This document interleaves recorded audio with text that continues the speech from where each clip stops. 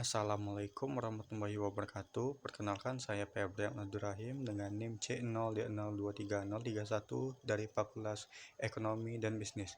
Di sini saya akan membahas materi tentang pemotongan PPh pasal 23. Adapun pengertian PPh pasal 23, pemotongan pajak atau PPh pasal 23 adalah mekanisme perpajakan di Indonesia yang mengharuskan pihak yang melakukan pembayaran atas jenis penghasilan tertentu untuk memotong pajak sebelum pembayaran disalurkan kepada penerima penghasilan.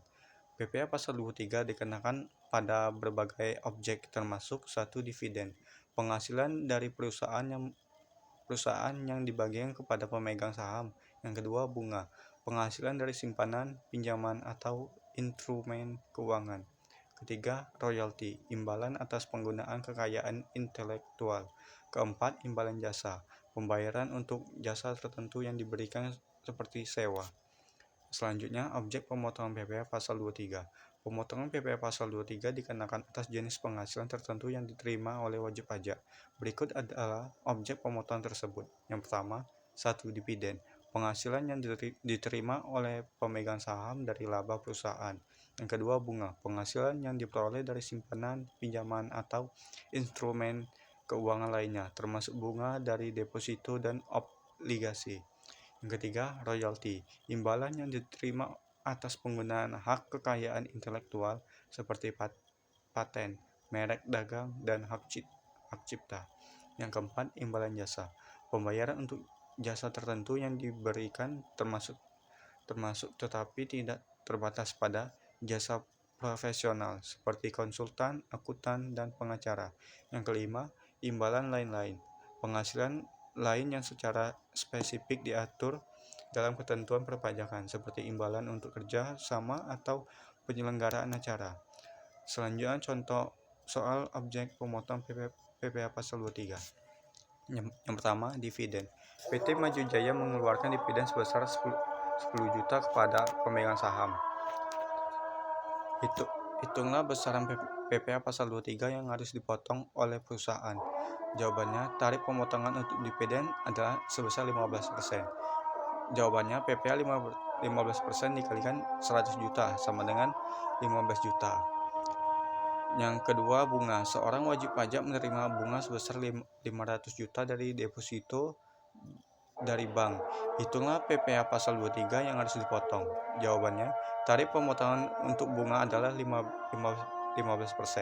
PPh-nya 15% dikalikan 50 juta, mendapatkan hasil 7.500.000. Yang ketiga, royalti. PT Kreatif menerima royalti sebesar 30 juta atas penggunaan hak cipta. Beberapa jumlah PPh pasal 23 yang harus dipotong. Jawabannya, tarif pemotongan untuk royalti adalah 15%. PPh-nya 15% dikalikan 30 juta mendapatkan hasil 4.500.000. Yang keempat, imbalan. Jasa CV Sukses membayar imbalan jasa sebesar 80 juta kepada konsultan. Jika tarif pemotongan untuk imbalan jasa adalah 2%, berapa PPh pasal 23 yang harus dipotong? Jawabannya, PPh 2% dikalikan 80 juta mendapatkan hasil 1.600.000. Yang kelima, sewa. Sebuah perusahaan menyewa gedung dengan biaya sewa tahunan sebesar 120 juta. Hitunglah PPh pasal 23 yang harus dipotong jika tarif pemotongan untuk sewa adalah 4%. Jawabannya, PPh 4% dikalikan 120 juta mendapatkan hasil 4.800.000.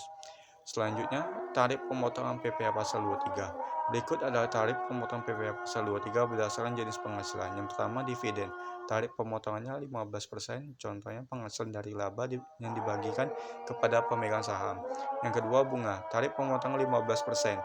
Contoh penghasilan dari simpanan di bank, pinjaman, atau instrumen keuangan lainnya.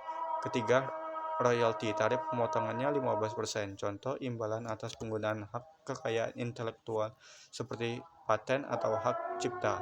Yang keempat, imbalan jasa. Tarif pemotongan 2% untuk jasa yang bersifat teknik.